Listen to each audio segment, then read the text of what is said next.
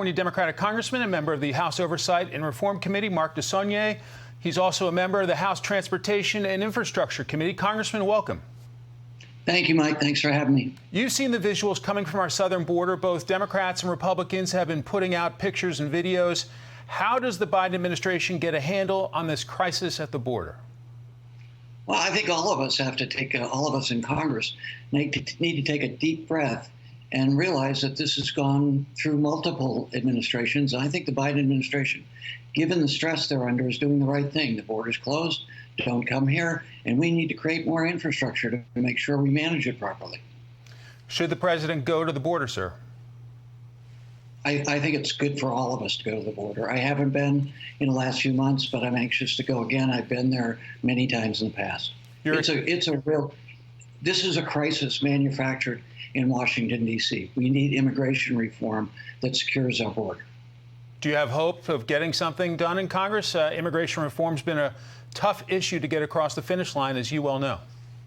Well, we have two bills in the House. We have sent multiple ones over in the last session and now in this one that we think will work. But the Republican senators have to join us, given the filibuster. So it's really up to them. Okay, to something that's near and dear to your heart. I know you are involved with ground transportation, also infrastructure. Your thoughts on the upcoming infrastructure package, and do you want buy-in from your Republican colleagues, sir?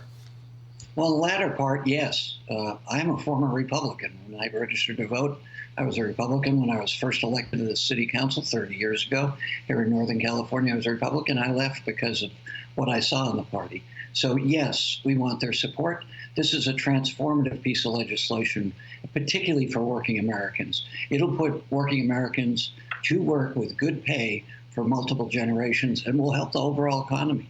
Should it be strictly infrastructure, or do you worry about it becoming a Christmas tree with all other kinds of goodies being added on?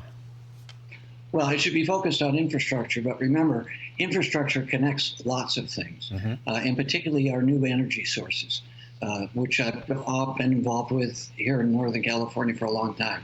We need to create new, renewable, sustainable energy sources, and we're doing it here in California, and it's helping our economy. So, yes, infrastructure first, bridges and roads and rail, but those are connected to their energy sources in particular and how we live.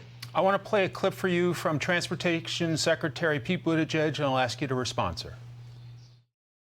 If we believe in that so-called user pays principle, the idea that part of how we pay for roads is you pay based on how much you drive, the gas tax used to be the obvious way to do it. It's not anymore. So a so-called vehicle miles traveled tax or mileage tax, whatever you want to call it, could be a way to do it. Congressman, do you agree? Yeah, when I was in the state legislature, I chaired the Transportation and Housing Committee. I was the author of our first VMT bill here in California. I think that's a possibility. There are equity issues I think we have to look at vis-a-vis people who have to travel hour and a half, 2 hours each way to get to work. But those things I think we can work through. So are you optimistic that there will be bipartisan support in the end on infrastructure, or do you think Democrats are going to have to do it on their own? I'm optimistic by nature, just like President Biden. But if we can't, it's too much of an urgency. We need to go ahead. But we should listen.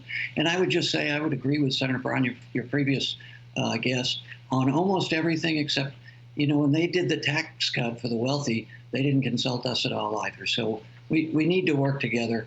But both sides have to take a step towards each other. And so far, I haven't seen that from Republican senators. All right. Congressman Mark DeSaulnier of the great state of California. Congressman, thanks for your time. Thanks for asking me.